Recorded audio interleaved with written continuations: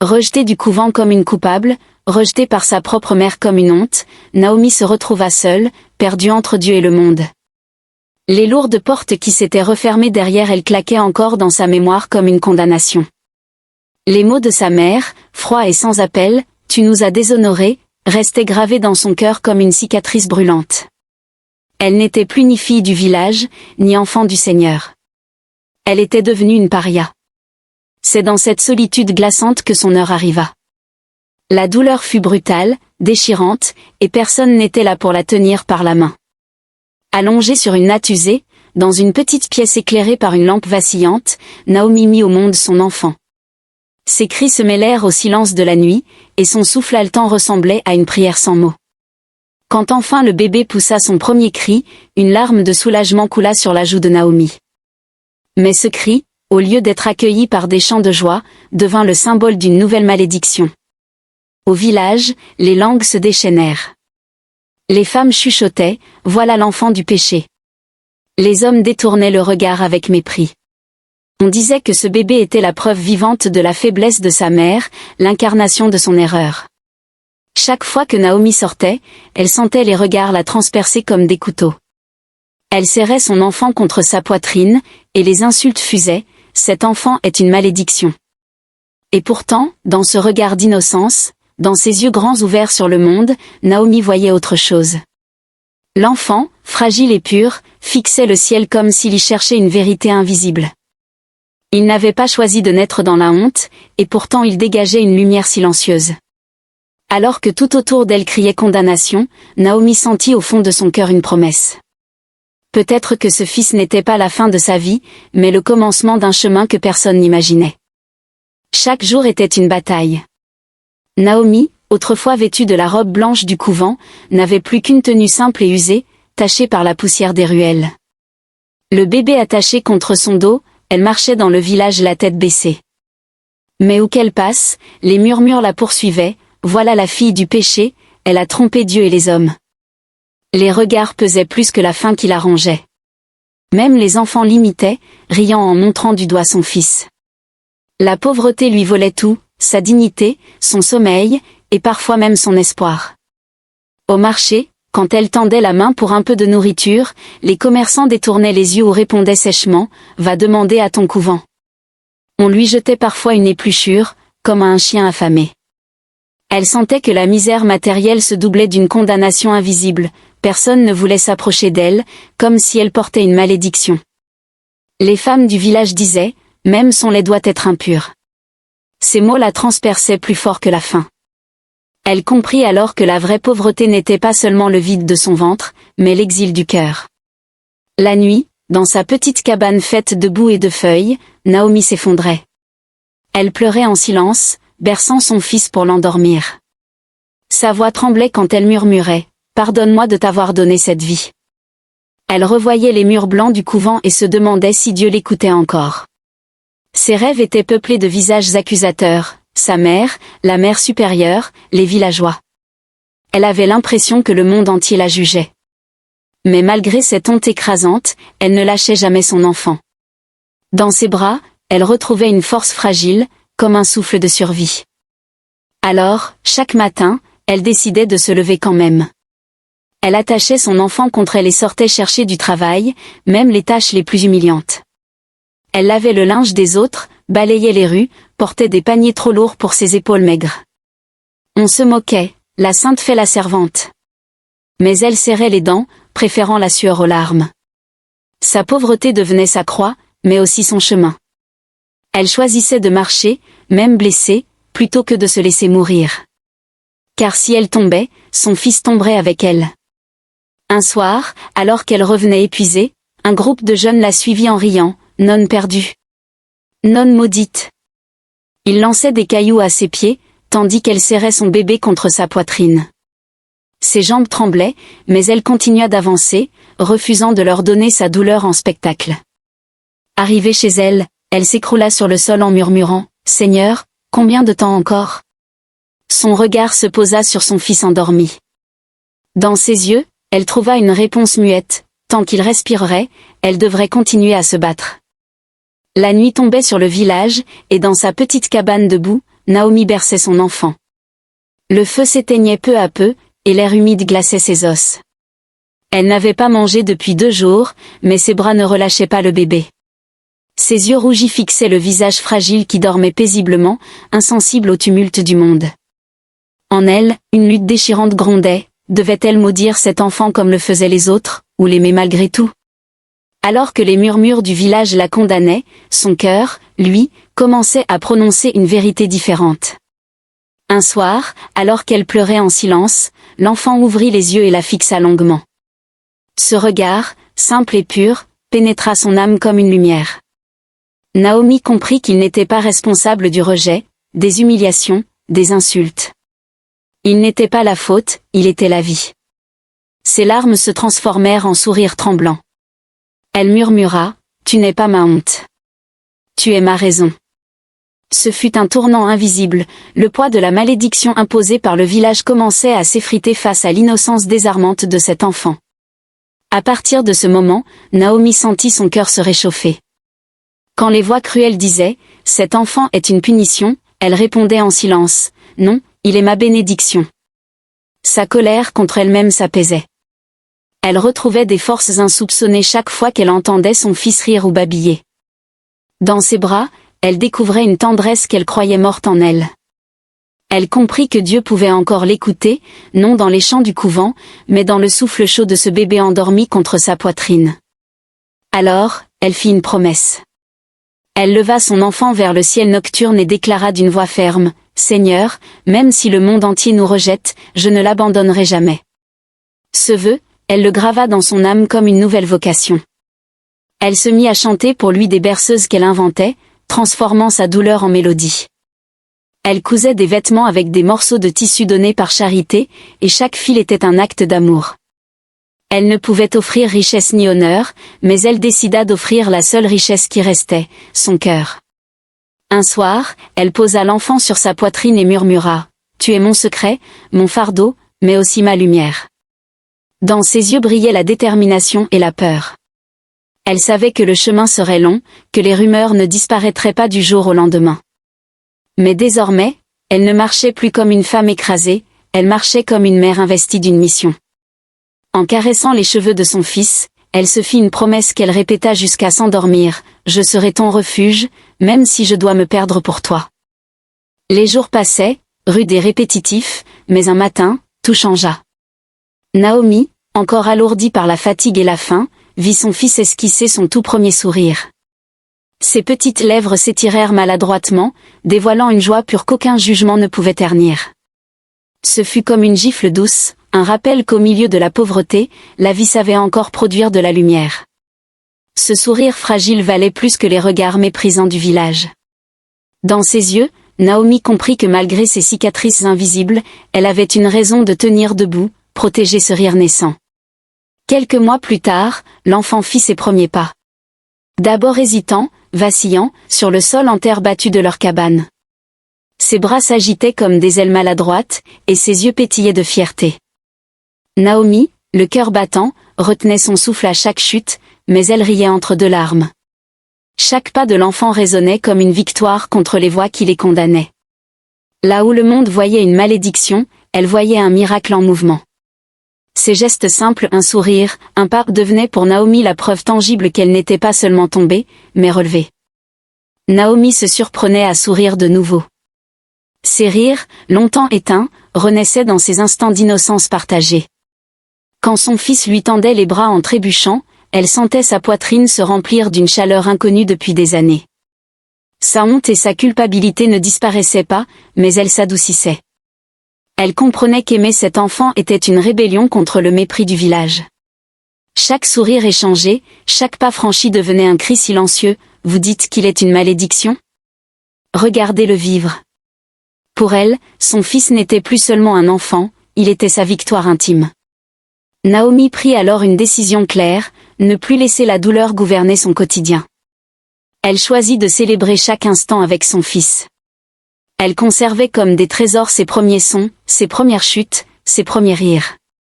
Elle se mit à tenir un petit journal secret, griffonné sur des morceaux de papier récupérés, où elle décrivait ses progrès. Aujourd'hui, il a ri. Aujourd'hui, il a marché. C'était sa manière de transformer l'ordinaire en miracle. Elle n'avait pas de richesse matérielle, mais elle possédait une richesse qu'aucun rejet ne pouvait lui enlever, l'amour inconditionnel. Un soir, alors que son fils riait aux éclats en courant maladroitement autour de la cabane, Naomi le regarda longuement. Ses yeux brillaient d'une émotion qu'elle n'arrivait pas à contenir. Elle murmura, « Tu es ma force.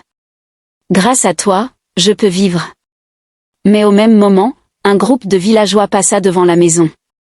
Leurs regards lourds de mépris, leurs murmures venimeux brisèrent l'instant.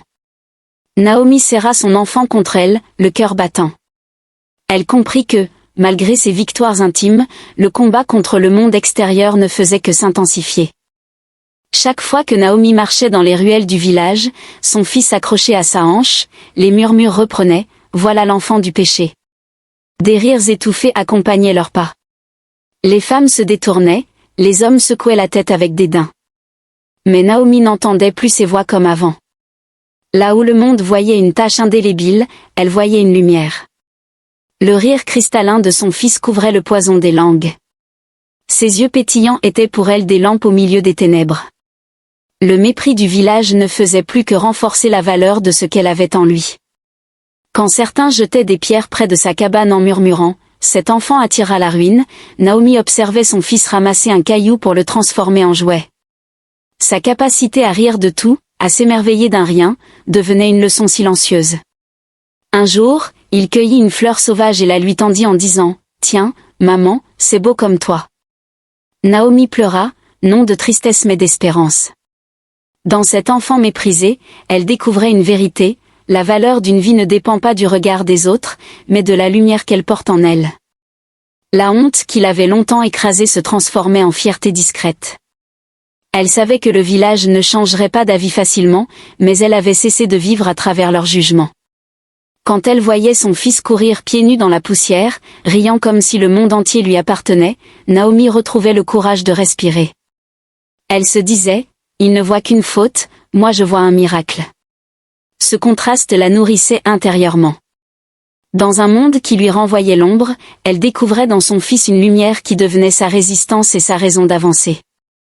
Naomi décida de bâtir son quotidien autour de cette lumière. Plutôt que de se cacher, elle emmenait son fils partout avec elle, comme pour défier les regards. Elle choisissait de sourire chaque fois qu'il souriait, de marcher plus droit chaque fois qu'il lui prenait la main. Elle ne possédait rien à offrir au monde, mais elle possédait cet enfant, et c'était suffisant. Elle chantait pour lui des berceuses inventées, transformant ses peurs en mélodies. Son fils devenait son étendard silencieux, preuve que même dans la boue, une fleur pouvait pousser et éclairer une vie. Un soir, alors que les rumeurs bruissaient encore autour d'elle, Naomi observait son fils dormir paisiblement. Son visage éclairé par la flamme d'une lampe semblait rayonner d'une innocence qui défiait l'obscurité du monde. Elle posa sa main sur son petit cœur battant et murmura, « Tu es ma lumière au milieu de leurs ténèbres. » Mais au dehors, des voix s'élevaient, parlant déjà de malédiction et de mauvais présages. Elle sut alors que si son fils était devenu sa force intime, il attirait aussi des épreuves plus grandes encore. Le combat n'était pas terminé, il ne faisait que commencer. Dès ses premières années, l'enfant de Naomi se distinguait des autres. Là où les enfants du village se perdaient dans les jeux et les cris, lui restait souvent assis, observant le monde avec une gravité inhabituelle. Ses yeux sombres semblaient lire au-delà des apparences, comme s'ils scrutaient les secrets invisibles. À 4 ans, il posait déjà des questions troublantes. « Maman, pourquoi les pauvres ont faim alors que les riches jettent le pain ?» Naomi frissonnait à chaque parole. Cet enfant, que l'on traitait de malédiction, parlait comme s'il portait une sagesse qui ne venait pas de lui seul. Un jour, une vieille voisine pleurait la perte de son mari. L'enfant, sans hésiter, posa sa petite main sur son épaule et dit « Ne sois pas triste. Il est parti là où Dieu n'a pas de mur. » La femme, bouleversée, le regarda longuement et murmura « Cet enfant n'est pas ordinaire. » Ce n'était pas la première fois. À plusieurs reprises, il avait consolé, conseillé, ou apaisé avec des mots simples mais d'une profondeur étonnante. Il parlait de Dieu comme si ce n'était pas une notion apprise, mais une voix intérieure qu'il traduisait avec innocence. Pour Naomi, chaque phrase de son fils était une révélation. Elle se souvenait des nuits où elle l'avait maudit en silence, croyant qu'il était son fardeau. Désormais, elle le regardait comme un signe vivant. Elle se disait, Dieu a écrit droit avec mes erreurs. Chaque fois qu'il riait, chaque fois qu'il parlait avec cette clarté troublante, Naomi sentait son cœur se remplir d'une fierté nouvelle. Elle n'avait plus honte de lui. Au contraire, elle se surprenait à marcher la tête haute dans le village, comme si cet enfant, avec ses paroles inspirées, l'avait rendue digne à nouveau. Naomi décida de nourrir ce don. Elle encouragea son fils à poser des questions, à écouter les anciens, à retenir les histoires. Elle économisait chaque pièce gagnée pour lui acheter des morceaux de papier et un morceau de charbon, afin qu'il puisse écrire et dessiner. Certains villageois continuaient à chuchoter, « Ce garçon est l'enfant du péché ». Mais Naomi leur répondait désormais avec courage, « Regardez-le, et dites-moi encore qu'il est une malédiction ». Elle comprit que sa mission n'était plus seulement de survivre, mais de protéger cette lumière intérieure que Dieu avait placée en son fils. Un soir, alors qu'il observait les étoiles, l'enfant demanda à sa mère, « Maman, pourquoi Dieu a-t-il mis des lumières dans le ciel ?» Naomi sourit et répondit timidement. Mais avant qu'elle n'ait fini, l'enfant ajouta, « C'est pour que nous sachions que même dans la nuit, il y a toujours un chemin. » Ces paroles, simples et immenses, frappèrent Naomi comme une prophétie. Elle le serra contre elle, bouleversée. Mais en elle monta aussi une inquiétude, un enfant qui parle ainsi attire autant l'admiration que la peur. Et la peur des hommes, elle le savait, pouvait tuer. Chaque jour passé auprès de son fils renforçait une conviction nouvelle dans le cœur de Naomi. Les mêmes lèvres qui murmuraient autrefois, « Tu es ma honte », prononçaient désormais, « Tu es mon miracle ». Quand elle voyait ses yeux briller d'une sagesse précoce, elle se surprenait à frissonner. L'enfant, qu'on avait désigné comme la preuve vivante de son péché, devenait la preuve vivante de sa rédemption. Les insultes du village perdaient leur force, car elle découvrait un autre langage, celui de l'amour et de la lumière. Elle comprenait enfin que cet enfant était un signe envoyé. Un après-midi, alors qu'il revenait du marché, son fils lui dit soudain, « Maman, Dieu ne t'a jamais abandonné, c'est toi qui t'es caché. » Naomi s'arrêta net, bouleversée. Comment un enfant de cet âge pouvait-il parler ainsi? Elle sentit ses jambes fléchir, et des larmes coulèrent sur ses joues. Dans ce moment, elle sut. Non, il n'était pas une malédiction. Non, il n'était pas le fruit d'une erreur vouée à l'écraser. Il était un message. Un rappel que même les chemins tordus pouvaient mener à la lumière. Pour Naomi, c'était comme si Dieu lui parlait à travers lui. Cette révélation bouleversa toute son existence intérieure. La honte qui la consumait depuis des années commença à s'évaporer. Elle se souvenait des nuits passées à supplier le ciel de reprendre cet enfant, et elle en frissonnait de culpabilité. Mais aujourd'hui, elle comprenait que sa survie, sa dignité, sa force, tout cela venait de lui. Elle l'embrassait plus fort, le couvrait de bénédictions et de prières.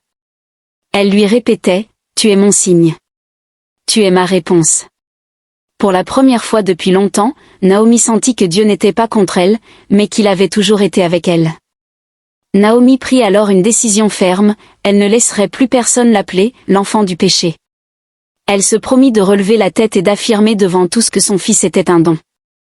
Dans ses prières, elle n'implorait plus la pitié, elle proclamait la reconnaissance.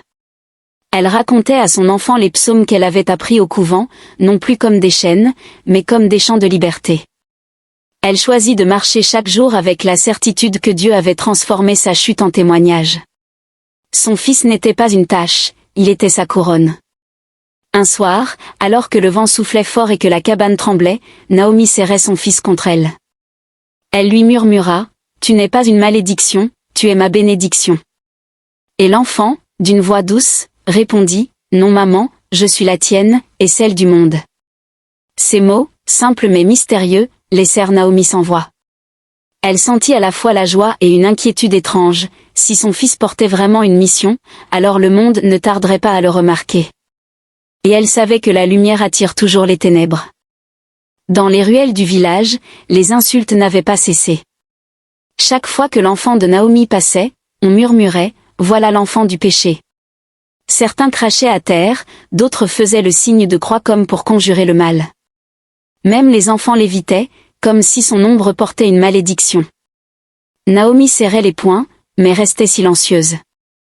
Pourtant, malgré cette hostilité, son fils continuait à sourire, à saluer d'une voix douce ceux qui le rejetaient. C'était comme si rien ne pouvait ternir la lumière en lui. Et cette lumière, bientôt, allait troubler les certitudes du village. Un matin, une fillette du village fut prise de convulsions au marché.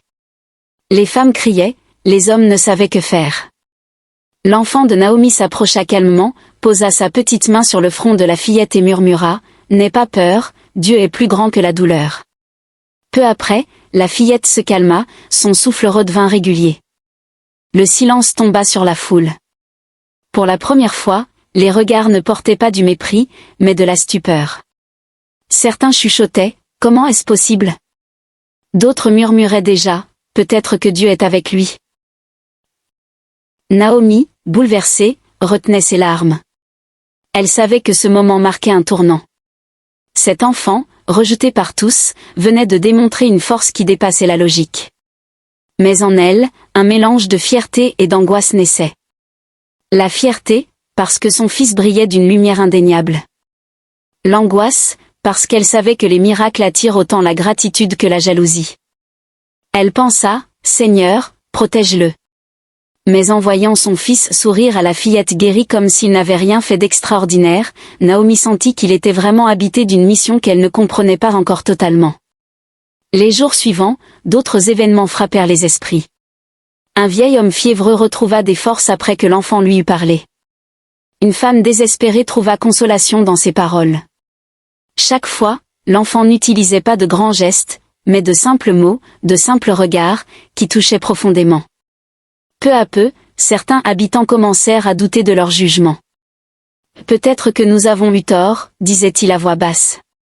D'autres, plus obstinés, grommelaient, « Même le diable fait des miracles. » Mais une chose était certaine, l'enfant que l'on rejetait ne pouvait plus être ignoré.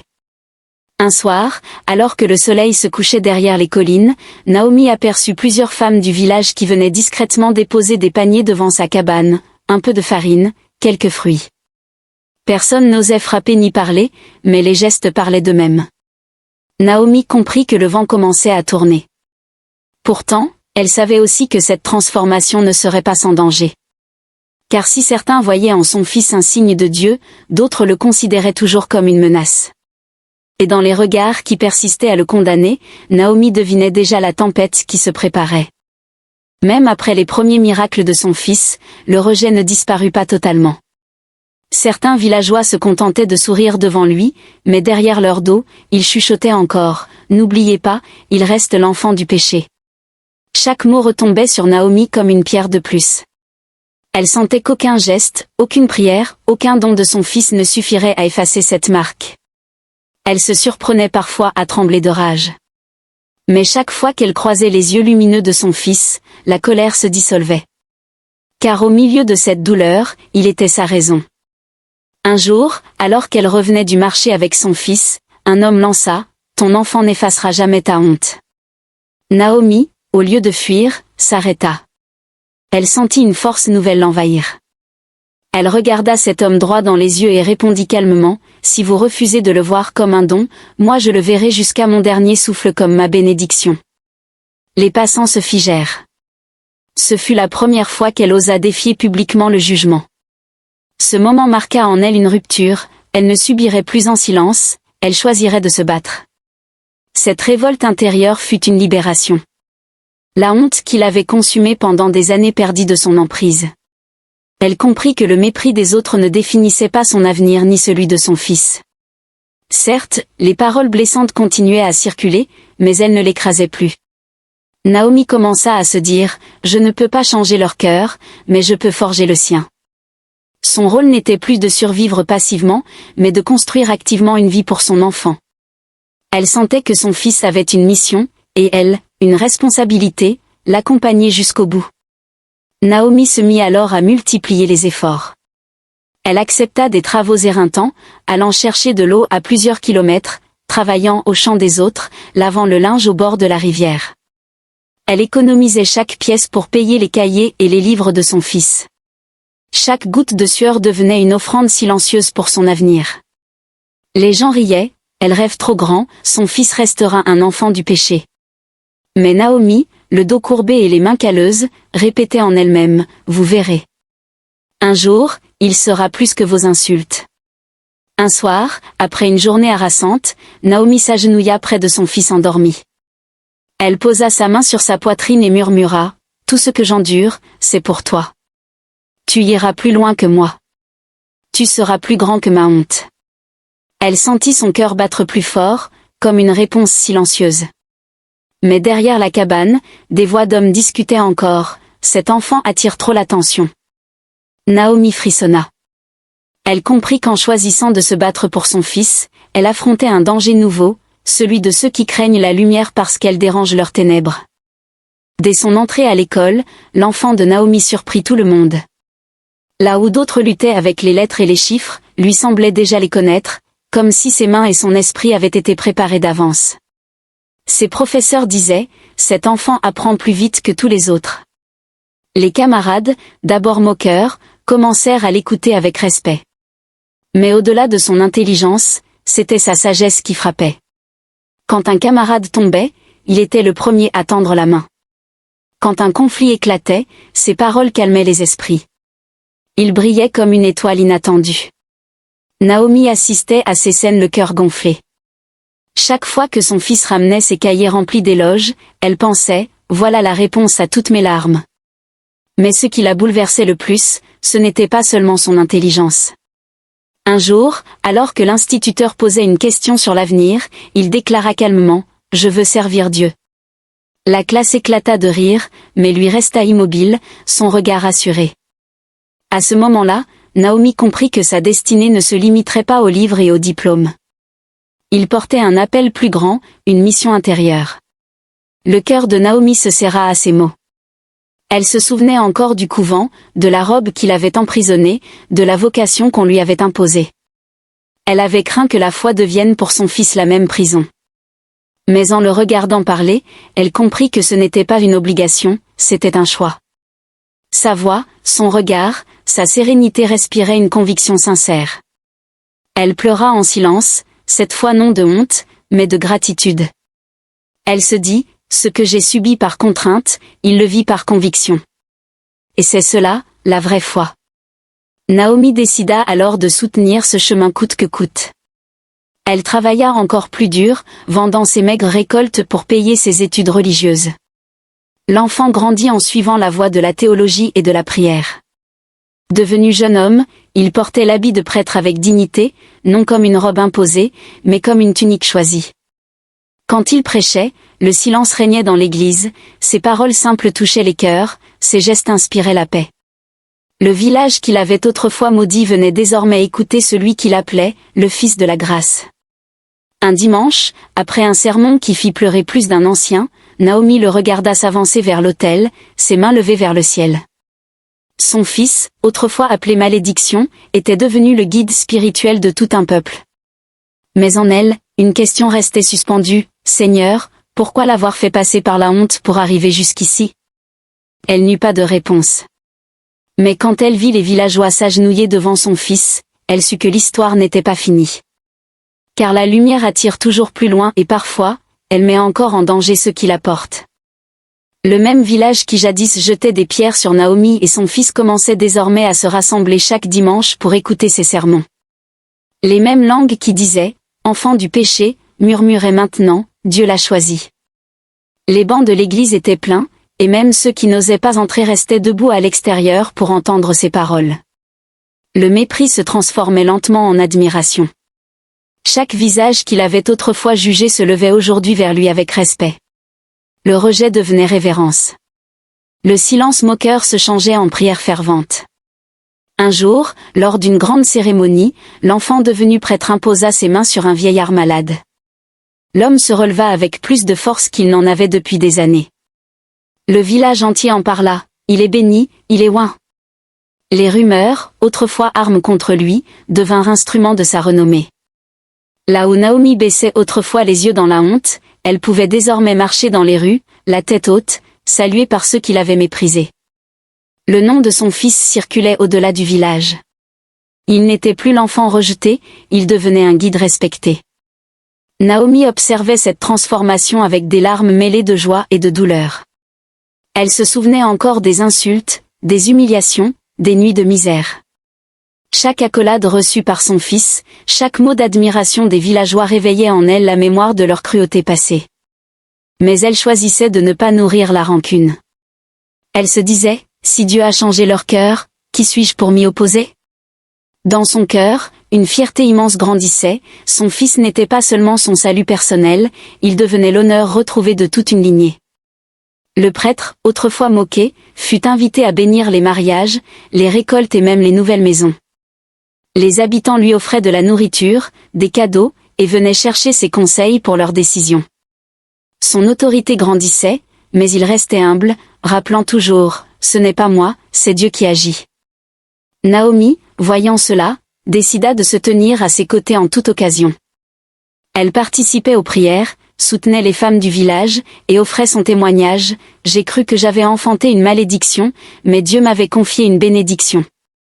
Le village entier semblait se transformer. Les danses traditionnelles reprenaient avec plus de joie, les fêtes s'organisaient autour de l'église, et les tensions d'autrefois s'apaisaient. Mais dans l'ombre, certains murmuraient encore, trop de gloire pour un seul homme attire toujours la jalousie. Naomi, bien que fière, ressentait un frisson d'inquiétude. Elle savait que la lumière de son fils brillait désormais trop fort pour ne pas déranger ceux qui vivaient encore dans les ténèbres. En le regardant prêcher devant la foule, elle se dit, tu es devenu leur guide, mais le prix de la lumière est toujours lourd. Le village qu'il avait jadis maudit se transformait sous ses yeux. Là où régnaient autrefois les murmures et les superstitions, on voyait désormais des foules se rassembler pour écouter ses sermons. Les habitants qui pratiquaient en secret des rituels sombres abandonnaient leurs autels de fortune pour se tourner vers la lumière. L'enfant de Naomi, devenu prêtre, n'était plus un paria, il était devenu leur guide. Ses paroles simples, mais brûlantes de vérité, renversaient des traditions entières. Ceux qui l'avaient humilié s'inclinaient aujourd'hui devant lui, reconnaissant que ce rejeté portait une lumière capable d'éclairer tout un peuple. Le changement ne s'arrêtait pas à la fois. Avec le temps, des entreprises commencèrent à s'installer dans le village. Des routes furent construites, des écoles ouvertes, et des champs cultivés avec des méthodes nouvelles. On disait, depuis qu'il prêche, la malédiction est partie. Les ténèbres qui avaient recouvert la communauté semblaient se dissiper. Les fêtes se faisaient plus joyeuses, les querelles moins fréquentes. Même les anciens, autrefois attachés aux coutumes occultes, déclaraient, cet enfant est la bénédiction que nous n'avions pas vue. Le rejeté d'hier était devenu le pilier sur lequel reposait l'avenir du village. Pour Naomi, chaque instant de ce renouveau était une revanche silencieuse. Elle se souvenait de la cabane en boue, des rires cruels, des pierres lancées. Et voilà que son fils, jadis accusé d'être une malédiction, avait transformé tout un peuple. Elle marchait désormais dans les rues sans baisser la tête. On la saluait, on l'appelait « maman du guide ». Ses yeux s'emplissaient de larmes de gratitude. Elle se disait, « Seigneur, tu as pris ma honte pour en faire ton témoignage. » Mais dans son cœur, un doute persistant subsistait, la gloire attire toujours des ombres jalouses. Naomi choisit de rester discrète malgré la fierté qu'elle ressentait. Elle soutenait son fils sans se mettre en avant, préparant ses repas, l'encourageant en silence, priant chaque nuit pour que Dieu le protège. Lui continuait d'agir avec humilité, refusant les titres pompeux et répétant toujours « Je ne suis qu'un serviteur ». Mais malgré son humilité, son influence grandissait au-delà des frontières du village. On venait de loin pour l'écouter, chercher des conseils, ou demander une bénédiction. Le rejeté de jadis était devenu une voix respectée, et son nom résonnait comme un signe de prospérité et de lumière. Un soir, après un sermon qui rassembla une foule immense, Naomi observa son fils au milieu de la place. Des torchers illuminaient son visage, et la foule l'acclamait comme un libérateur. Elle sentit un mélange de joie et de peur. Joie, parce qu'elle voyait la promesse accomplie. Peur, parce qu'elle savait qu'un tel éclat ne resterait jamais sans prix. Elle murmura, « Seigneur, garde-le des ténèbres qui rôdent toujours autour de la lumière. » Mais dans les ombres du village, certains regards n'étaient pas admiratifs, ils brûlaient d'envie et de rancune. Le même village qui jadis crachait au sol au passage de Naomi se rassemblait désormais pour écouter les sermons de son fils. Les ruelles autrefois pleines de murmures devenaient des sentiers de foule pressée, chacun voulant trouver une place dans la petite église. Ceux qui disaient « Voilà l'enfant du péché » murmuraient maintenant « Dieu l'a choisi ». Ce contraste bouleversait l'équilibre du village. Entre l'admiration sincère et la surprise mal digérée, chaque visage semblait se redéfinir. Et au milieu de ce bouleversement, Naomi, longtemps rejetée, se retrouvait témoin d'un retournement qu'aucune de ses prières n'aurait osé espérer. Un dimanche, l'église déborda littéralement. Les bancs de bois grinçaient sous la foule, et même les plus sceptiques restaient dehors, attentifs à ses paroles. Quand son fils imposa les mains sur un vieillard malade qui se releva plus fort que jamais, un murmure parcourut l'assemblée, « Il est béni, il est oint ». Cette scène devint le récit de tout le village. Les rumeurs, autrefois des armes pour l'écraser, devinrent les tambours de sa renommée. Ceux qui baissaient les yeux devant Naomi commençaient à la saluer, comme si en elle se reflétait désormais l'aura de son fils devenu guide spirituel. Naomi assistait à ces scènes, les larmes aux yeux. Elle se souvenait de chaque pierre lancée, de chaque insulte, de chaque repas manqué. Et voilà que les mêmes voix qui l'avaient condamnée priaient maintenant auprès de son fils. Son cœur oscillait entre gratitude et douleur, gratitude parce qu'elle voyait Dieu transformer leur humiliation en gloire, douleur parce qu'elle se souvenait de tout ce qu'il lui avait fait subir. Elle se disait, il voit la bénédiction aujourd'hui, mais où était-il hier? Mais au lieu de nourrir la rancune, elle choisit de s'imprégner de la joie silencieuse du moment. Naomi prit une résolution claire, ne plus marcher la tête baissée. Elle choisit de relever le menton, d'affirmer par son attitude que sa honte passée n'avait plus de pouvoir. Chaque dimanche, elle s'asseyait fièrement dans les premiers rangs, non pas pour être vue, mais pour montrer qu'elle assumait ce que Dieu avait fait de son fils. Quand les villageois l'appelaient « maman du prêtre », elle ne refusait plus ce titre. Elle comprit que sa dignité retrouvée ne devait pas se limiter à un simple honneur personnel, mais devenir un témoignage pour toutes celles qui avaient été humiliées. Mais au milieu des chants et des acclamations, un frisson parcourait encore Naomi. Car elle savait une vérité implacable, plus la lumière brillait, plus les ténèbres s'agitaient. Certains murmuraient encore dans les ruelles, trop de gloire attire la jalousie. Les regards admiratifs cachaient parfois une inquiétude, voire une rancune persistante. Alors qu'elle regardait son fils prêcher devant la foule en liesse, elle se dit, « Seigneur, protège-le ». Elle ignorait encore que la tempête approchait, non pas seulement du dehors, mais du plus intime de son passé. Et déjà, son cœur pressentait l'épreuve qui allait venir. Pendant des années, Naomi avait marché la tête basse, écrasée par le poids du rejet. Aujourd'hui, son pas avait changé, le village la saluait avec respect, et les femmes la nommaient « maman du prêtre ». Chaque regard posé sur elle effaçait les cicatrices d'hier. Lors d'une grande célébration, elle fut invitée à s'asseoir parmi les anciens, entourée d'honneurs qu'elle n'aurait jamais osé rêver. Les bracelets, les tissus colorés, les sourires sincères, tout cela semblait réparer son passé. Mais au fond d'elle, une inquiétude sourde persistait, et si cette dignité retrouvée était encore fragile, prête à être brisée? Un soir, assise devant sa maison, Naomi contemplait les étoiles et murmurait « Seigneur, tu m'as rendu digne à travers mon fils. » Soudain, une silhouette s'approcha dans la pénombre. Ses yeux la reconnurent aussitôt, sa propre mère, celle qui l'avait rejetée sans pitié lorsqu'elle avait été chassée du couvent. Derrière elle, une autre présence surgit de l'ombre, Sami, l'homme qui l'avait séduite et trahie. Le vent se mit à souffler fort, comme pour annoncer une tempête. La paix retrouvée de Naomi se fissurait. Son passé, celui qu'elle croyait enterré, se dressait à nouveau devant elle. Le cœur de Naomi se serra, partagé entre rage et douleur. Face à sa mère, les souvenirs de rejet et de solitude remontaient comme une plaie jamais refermée. Face à Sami, elle revoyait les promesses vides, la trahison, la chute brutale qui avait tout déclenché. Son souffle s'accéléra, ses mains tremblaient. Elle avait envie de crier « Pourquoi revenez-vous maintenant ?» Mais les mots restaient coincés dans sa gorge. Elle comprit que cette confrontation n'était pas seulement une rencontre, c'était un test. Le village la voyait désormais comme un symbole. Mais que se passerait-il si son passé l'éclatait au visage? Naomi se leva lentement, droite, refusant de céder à la peur. Elle se dit en silence, « J'ai porté la honte et j'ai survécu. Je ne fuirai plus. » Elle avança de quelques pas, ses yeux plantés dans ceux de sa mère, puis dans ceux de Sami. Elle décida que cette fois, elle ne laisserait personne définir sa valeur. Son fils avait grandi, il portait une lumière qui avait transformé le village. Elle aussi devait incarner cette force.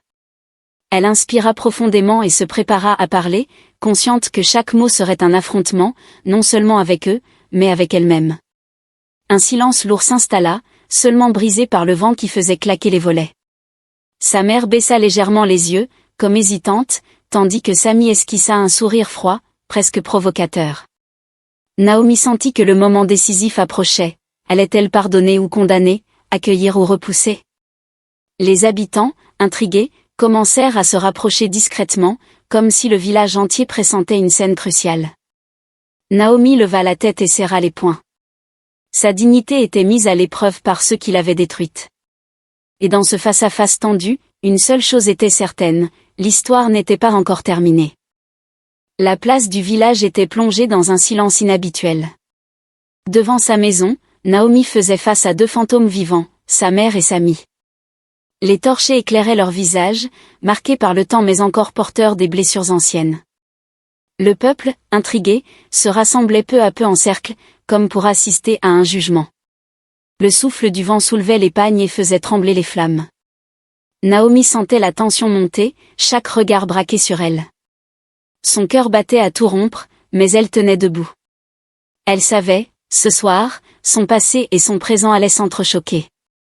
La mère de Naomi prit la parole, sa voix tremblante. « Ma fille, je n'ai pas su te protéger. » Mais avant que Naomi ne puisse répondre, Sami s'avança, son sourire insolent aux lèvres. « Tu as beaucoup changé, Naomi. Mais n'oublie pas, sans moi, ton histoire n'aurait jamais commencé. » Ces mots glacèrent son sang. Le peuple, surpris, murmurait déjà. Sami osait se présenter comme une figure centrale de sa vie, alors qu'il en avait été le bourreau. Son intrusion n'était pas anodine, il voulait s'approprier une gloire qui ne lui appartenait pas. L'air devint étouffant. Naomi sentit une colère brûlante monter en elle. Elle revoyait la nuit où Sami l'avait séduite, puis abandonnée, la laissant seule face au couvent, au village, à sa propre honte. Elle revoyait aussi sa mère, la figure sévère qu'il avait rejetée au moment où elle avait eu le plus besoin de soutien. Les blessures d'hier s'ouvraient comme des plaies fraîches. Mais au lieu de trembler, son esprit se raffermit. Elle comprit que ce moment était son épreuve ultime, montrer qu'elle n'était plus la victime d'autrefois, mais une femme debout, forgée par la douleur et la dignité retrouvée. Naomi fit un pas en avant. Ses yeux fixèrent sa mère d'abord. « Tu m'as rejeté quand j'avais le plus besoin de toi, mais aujourd'hui, je choisis de ne pas te rejeter. » Puis elle tourna son regard vers Sami, dont le sourire s'effaça. « Toi, tu as détruit une partie de moi, mais regarde ce que Dieu a fait de mes ruines. Mon fils est une lumière que tu ne pourras jamais éteindre. » Sa voix résonna dans la nuit. Le peuple, figé, retenait son souffle. Naomi venait de renverser l'accusation en témoignage de force et de foi. Un brouhaha monta dans la foule. Certains applaudirent, d'autres murmurèrent avec étonnement. La mère de Naomi baissa la tête, des larmes coulant sur ses joues ridées. Mais Sami, lui, ne céda pas. Ses yeux s'assombrirent, et son sourire revint, plus dangereux. « Tu crois avoir gagné, Naomi, dit-il d'une voix basse, mais glaciale. Mais la lumière attire toujours les ténèbres, et tu ne sais pas encore ce qui attend ton fils. » Ces mots retentirent comme une menace voilée. Naomi sentit un frisson courir dans son dos. La bataille n'était pas terminée. Elle ne faisait que commencer. Le silence après les paroles de Sami était lourd comme une enclume. Les villageois, suspendus à la scène, attendaient la réponse de Naomi. Son fils, désormais prêtre, s'avança lentement, ses vêtements simples éclairés par les torchers. Son regard était calme, mais ses yeux brillaient d'une autorité nouvelle. « Père du mensonge, dit-il en fixant Sami, tu n'as plus de pouvoir ici. » Ces mots firent trembler la foule. Sami recula d'un pas, surpris de voir celui qu'il appelait jadis « enfant du péché » se dresser comme une voix prophétique. L'air vibrait d'une intensité spirituelle difficile à contenir. La mère de Naomi, bouleversée, tomba à genoux. Ses mains tremblaient alors qu'elle murmurait « Pardonne-moi, Seigneur, j'ai abandonné ma propre chair. » Son visage ridé, couvert de larmes, montrait une sincérité inattendue. Le peuple, témoin de ce repentir, comprit que ce soir n'était pas une simple querelle, mais un moment de vérité collective. Le prêtre, son petit-fils, posa la main sur son épaule et déclara « La honte que tu as portée n'est pas éternelle. Dieu écrit droit même avec nos erreurs. » Les larmes de la vieille femme se mêlèrent aux cris d'émotion qui montaient autour d'elle. Naomi, témoin de la scène, sentit ses jambes fléchir. Elle avait rêvé de ce moment pendant des années, voir sa mère reconnaître sa douleur, voir son fils affirmer sa mission. Mais au fond d'elle, un tumulte persistait. Samy restait debout, son sourire venimeux toujours figé. Elle savait qu'il représentait plus qu'un souvenir douloureux, il était le rappel que le mal rôde toujours autour de la lumière. Pourtant, au lieu de céder à la peur, elle sentit une paix étrange. Elle comprit que son histoire, marquée par la honte et la solitude, venait de basculer dans une victoire intérieure. Alors, Naomi fit face à Samy une dernière fois. Sa voix était claire, ferme, libérée, « Tu ne me définis plus. Tu ne définiras jamais mon fils. » Le peuple, galvanisé par ces paroles, poussa un cri unanime, « Assez !» Plusieurs hommes s'avancèrent pour chasser Samy de la place. Son visage se crispa de rage, mais il recula dans l'ombre, disparaissant comme un serpent traqué. Naomi sentit ses épaules s'alléger. Pour la première fois depuis sa chute, elle n'avait plus honte de marcher la tête haute. Son fils posa la main sur elle. « Maman, tu es libre. » La foule, émue et bouleversée, entonna spontanément un chant de prière. Les voix s'élevèrent dans la nuit, couvrant le bruit du vent.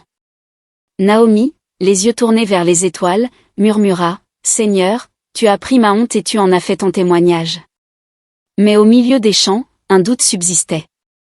Elle se rappelait les derniers mots de Samy, « La lumière attire toujours les ténèbres. » Son fils brillait désormais d'un éclat qui dépassait le village.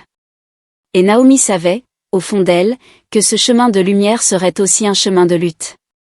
La vraie épreuve commençait. Naomi, la fille rejetée, la novice déchue, était devenue la mère d'un guide.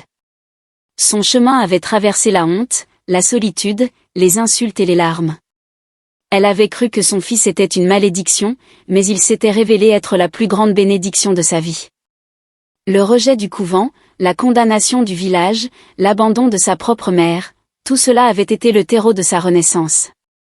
Elle comprit que Dieu n'avait jamais cessé d'écrire dans son histoire, même avec les traits brisés de ses erreurs. Là où les hommes voyaient une faute, Dieu préparait un témoignage. Cette histoire révèle une vérité que beaucoup refusent de voir, les jugements des hommes ne sont pas les jugements de Dieu. Là où le monde impose des étiquettes, enfant du péché, fille de la honte, Dieu trace un autre chemin.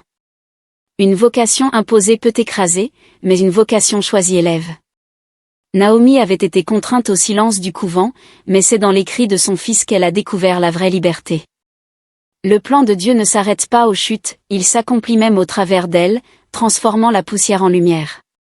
L'histoire de Naomi nous interpelle. Combien de vies avons-nous condamnées trop vite, sans voir la promesse cachée?